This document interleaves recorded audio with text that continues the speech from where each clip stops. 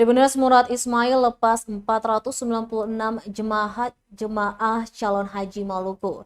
Termuda 20 tahun dan paling tua 65 tahun.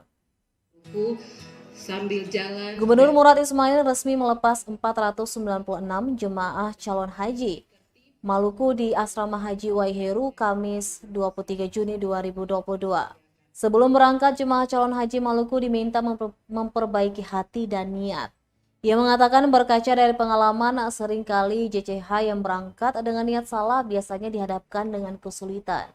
Jemaah calon haji asal Maluku dengan umur termuda berasal dari kontingen Kabupaten Buru dengan nama Kusnul Safitri Syamsuddin berusia 20 tahun. Kusnul Safitri Syamsuddin bakal berangkat dengan 495 JCH lainnya Jumat 26 Juni 2022 besok melalui embarkasi Makassar.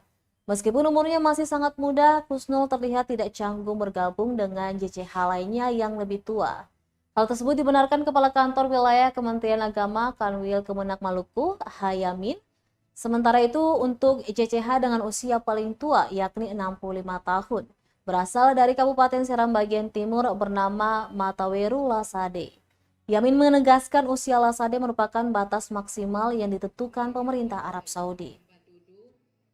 Agar lebih tertib, mohon untuk tidak bergerak dari tempat duduk masing-masing yang telah disediakan.